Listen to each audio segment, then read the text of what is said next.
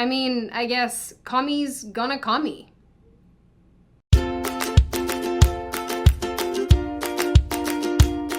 Hi, my name is Sydney. Welcome back to the Thunderdome. And of course, because I'm predictable and don't upload enough, this video is sponsored by Surfshark. Also, if you're interested at all, feel free to go and subscribe to the email list on my website. I haven't started sending them out yet, but I will let you guys know when I upload or post an article or do whatever. It's very helpful to me in case I get booted off of this platform, which I don't know, I feel like that's on the horizon at some stage. Now, if you've been around the political space for any length of time, you'll have heard the argument that real communism and socialism have never actually been tried. I guess you could say the concept wasn't properly executed, but lots of people were, if you know what I'm saying. Saying bannable things this early in the video. Perfect. Now, I'm not suggesting that I'm any great expert when it comes to the ins and outs and nitty-gritty details of political systems and ideologies, but I do know that this argument is being employed when it comes to Cuba. And given the current state of things in Cuba at the moment, from the food shortages to the massive protests, the lack of free speech, the lack of free press, the general inability to live well, I thought we could take a look at how it got here, why it's staying like this, and how people say that it isn't real communism when it actually is. I'll also add here too that these topics can typically be pretty dry, so I will do my best to make it as interesting for you all as possible. Maybe I'll do some dramatic reenactments. I don't know. But before I once again welcome you onto my hell gondola, let's hear from our sponsor, Surfshark. Okay.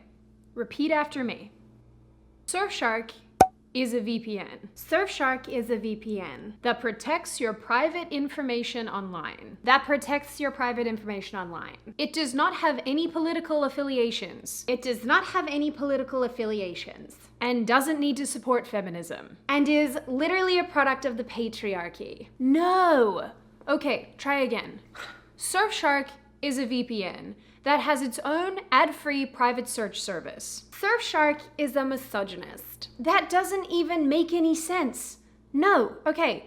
Surfshark is a VPN that can be used on as many devices as you like, has a 30-day money-back guarantee, and if people click the link in the description, they'll get 83% off and 3 extra months free. Telling me more things about it doesn't change the fact that it's a bootlicking tool of the patriarchy that probably hates all the girl sharks. It's not a real shark. Historically, much of the world, especially America, has positioned communism as an ultimate evil. And until recently, we could argue that most people, at least in the United States, felt that this was the case. But with leaders like Bernie Sanders and AOC, there seems to be a renewed interest in the communist utopia described in 1848 by German writers Marx and Engels in their book, The Communist Manifesto. Actually, funnily enough, when I was reading about Marx, apparently he was supported for most of his adult life by Engels, because he never quite made a living wage, leeching off of other people right until the end. Kind of sounds like something else we know. The Russian Revolution, which overthrew 3 centuries of monarchist rule, had its roots in Marxist ideas. Vladimir Lenin built his new proletarian government based on his interpretation of Marxist thought, setting in motion many political structures and ideas that we see today. Since then, what communism is and how it has or hasn't been instituted has been widely debated. And with the rise and fall of many communist states or socialism-adjacent governments, such as the Soviet Union, Maoist China, or even Pol Pot's Cambodia, we've heard the argument time and time again that these are not true examples of communism. I'm gonna go out on a limb here and suggest that maybe, if every time your special utopian ideology is tested, it's never actually executed properly but still results in the deaths of millions of people, maybe it's time to stop testing it. Just a thought. Cuba, as expected, has been no exception to this. And now we're seeing arguments about the cause of the country's downfall. On one hand, we see protesters chanting about freedom, carrying American flags, and rallying against the government. We're here because of the repression of the people. They are starving us to death. Havana is collapsing. We have no homes, nothing. We have Cubans living in America speaking about the living conditions of their home country. So let me tell you what's going on. There's no coffins for dead bodies. If you have a dead family member, they get pronounced dead. They get wrapped in a bed sheet. You get delivered the dead body, and you have to take it home with you. What you do with the body, they don't care. You have to figure it out. If you don't have a car, they don't provide transportation, and you have to take the dead body home walking. There's no drinking water. Food costs $200 US. A pound of rice costs $200 US. You don't want to know how much a 10-pound one costs. If you don't have family here in the United States to give you money, you have to figure it out. You have to figure it out. Because the only way you can get money in Cuba is if you get it sent to you by here. Oh, and here, it takes months to get to Cuba. They shut off their light and water at 7. As soon as the sun goes down, your electricity gets shut. Internet is shut right now worldwide in Cuba. That's why we're not getting any new news. But we have family there. Everybody's out on the streets right now, just the same way they were yesterday. They're out on the streets right now. There's no medication. There's no Advil. There's no antibiotics. There's no butterfly needles. There's no IVs. There's nothing. There's nothing. And now is when people are hearing the screams out of Cuba. I'm sick and tired of this dictatorship. And my whole life, when we visited Cuba, you could not say a word against the government. All the while, news outlets here in the US, politicians, and other political organizations have commented that the protesting has little to do with Cubans being, fed up with their government, and more to do with access to COVID vaccinations, embargoes, and a dictatorship they can't seem to understand is the result of communism. Can't quite seem to put 2 and 2 together on this one. Don't know what I expected. Logic is an elusive creature, a rare creature, almost as rare as a child independently deciding its own pronouns. According to a State Department spokesman here in the US, Cubans are exercising their right to peaceful assembly about rising COVID cases/deaths and medicine shortages. Black Lives Matter, who coincidentally tweeted well wishes to Fidel Castro upon his death in 2016, explicitly blamed the poverty, lack of freedom, and food shortages on America's embargo with Cuba. An embargo, mind you, that in 2001 lifted restrictions on the trade of food. And, in fact, of the 70% of food that Cuba does buy, a huge portion of that comes from the United States. In an Instagram post, Black Lives Matter said, "The people of Cuba are being punished by the US government because the country has maintained its commitment to sovereignty and self-determination." That's a weird way to say dictatorship. United States leaders have tried to crush this revolution for decades. Instead of international amity, respect, and goodwill, the US government has only instigated suffering for the country's 11 million people. It's worth noting, for those of you who are unaware, that an embargo is a government order that restricts commerce in a specific country. The US imposed this embargo on Cuba in response to Castro's seizure of land without compensation and other provocations, such as arresting US citizens. Interestingly, in the last 2 weeks, Biden said that Cuba is a failed state, and said that it is repressing its citizens. He followed on by adding, "Communism is a failed system, a universally failed system, and I don't see socialism as a very useful substitute." But that's another story. Did Biden string words into sentences? That's, that's actually just shocking on its own. But did he do that in a way that I agree with? What the fuck? But despite the denial from Black Lives Matter and even the mainstream media, the state of Cuba, according to many people and many experts, has everything to do with communism. Since the mid-1900s, the state has been governed by the Communist Party of Cuba, making it, in the eyes of some experts, one of the few surviving Marxist-Leninist communist states, where the role of the vanguard Communist Party was enshrined in the Constitution. And for those who claim that Cuba isn't real communism, it is. Or at least it is what inevitably happens when anyone tries to impose Marxist principles to create a worker-led utopia. So I guess we have to give the purple-haired leftists a point here. Real communism has never been achieved because it's not possible. Communism, as described by Karl Marx, is a pipe dream. A very violent, life-stealing pipe dream. When the pipe dream gets close to being achieved, it can only and has only ever existed for a short period of time. Early Soviet Russia showed us that. The worker-led committees born out of the revolution were quickly replaced with Lenin as the supreme leader. The reality is, communism will inevitably degenerate into totalitarianism run by an autocrat with a proclivity for command economics. Rather than a worker-run classless utopia, we end up with a one-party state that doesn't allow private ownership or the accumulation of capital. Despite the arguments that I've seen from some people, communism is actually reasonably well defined by Marx and Engels. The idea being that workers should control the means of production and capitalism is an inherently self-destructive system. But since its original inception, communism has blossomed into a multitude of different ideologies. Leninism, Stalinism, and all that fun stuff. Most of which, honestly, are built upon one another, with various world leaders taking ideas and reinterpreting them based on their own situations and time periods. Mao Zedong, for example, committed to Marxism as the philosophical basis of the revolution in China, and much of his writing was a rearticulation of Marxism and Leninist principles in the Chinese context. But even though he initially supported the Soviets, Mao eventually called for the elimination of foreign dogmatism, the blind imitation of the Soviet experience, and obedience to their directives. Mao, just like Lenin and Stalin, was responsible for the deaths of millions of people. Millions. This dude was basically a massive serial killer.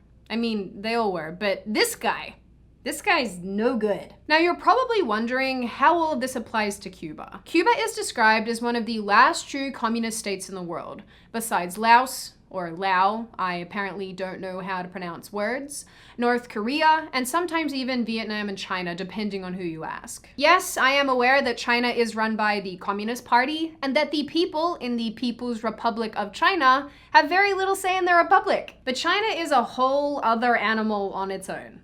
So don't yell at me. Now, for the sake of discussion, let's consider communism by these three major characteristics. Command economics, which is a system where the government, rather than the free market, determines what goods should be produced, how much should be produced, and the price at which goods are offered for sale. It also determines investments and incomes.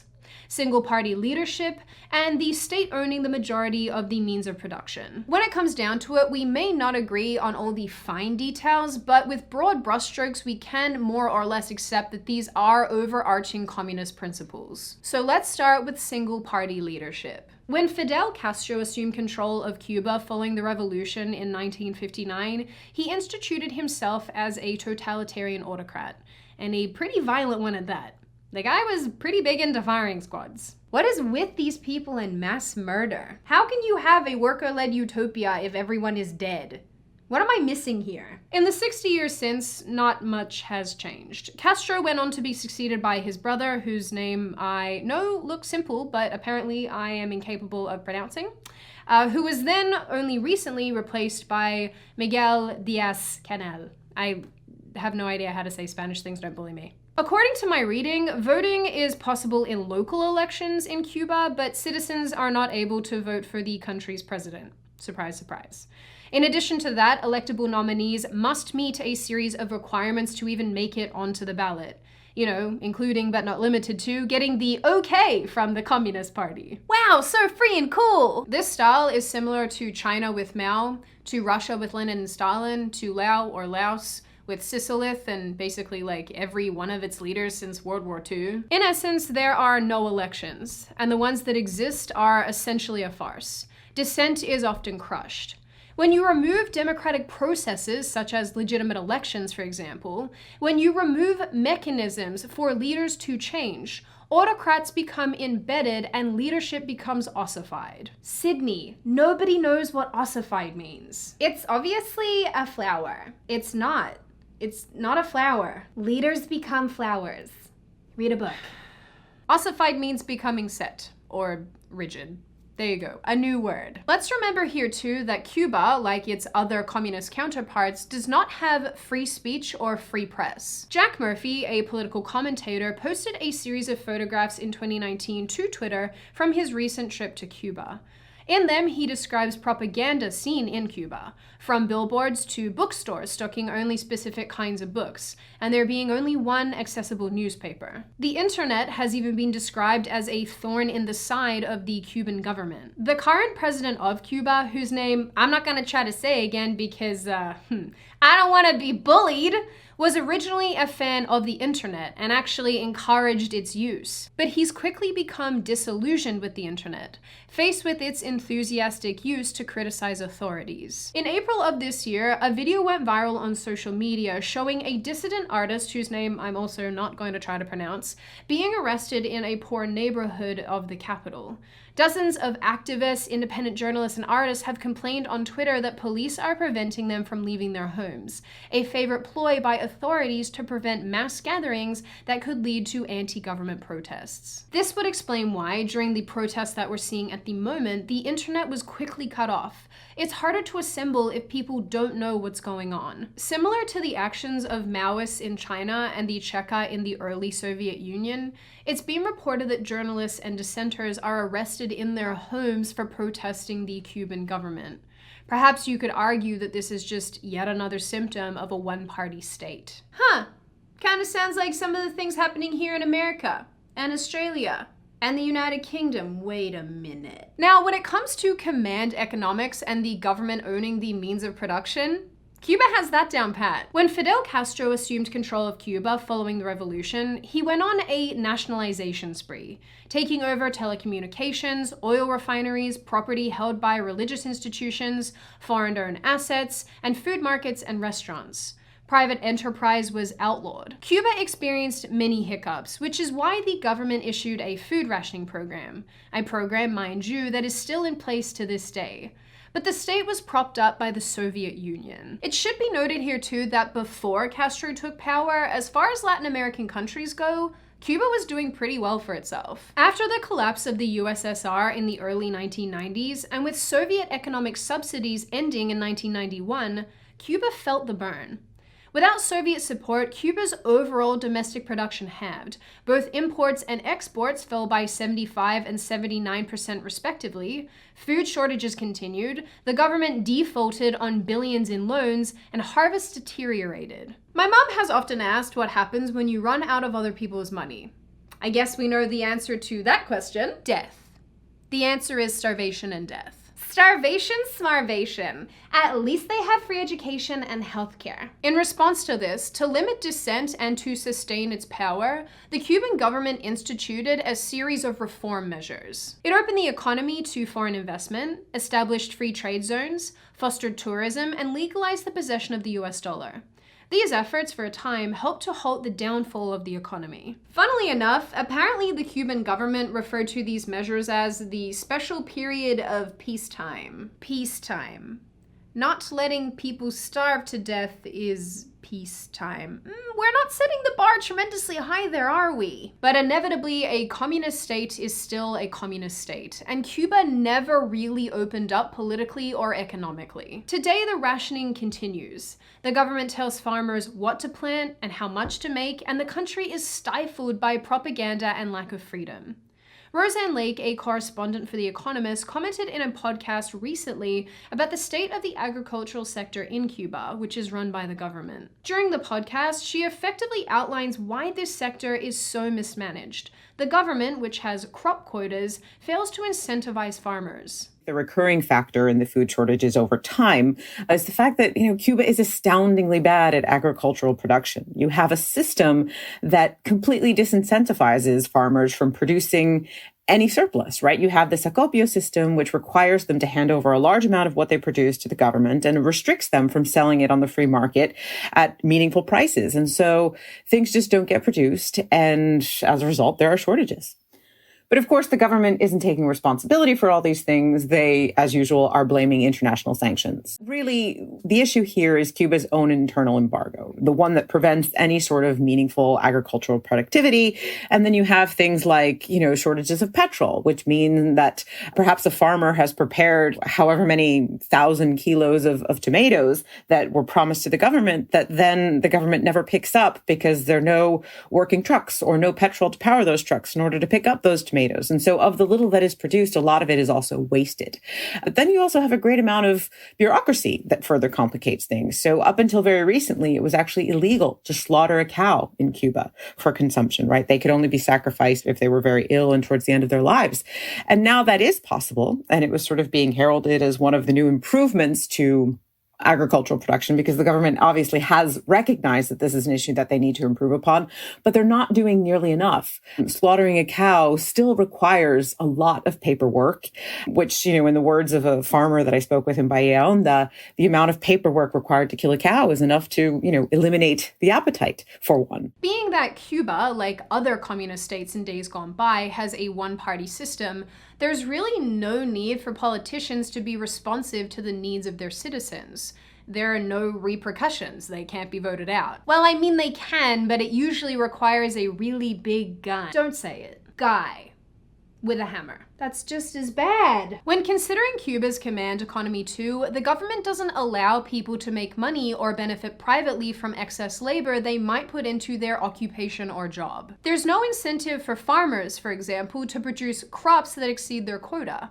They can't sell them, and if the government buys more than their quota, they're going to give the farmer the same rate of pay. Let's also consider for a second that Cuban pesos have no value outside of Cuba. So if a farmer wants to buy more fertilizer, better machinery, or whatever farmers buy, I don't know, extra cows, there's really no way for them to do that. The constriction of US dollars in Cuba is another huge reason for the country's current collapse. The tourism market, even back in the 90s, increased the country's GDP by 6%. In 2020, it saw a 75% decrease in tourism, and with that, US dollars in the country dried up. Flights to and from the US have also impacted the money floating around.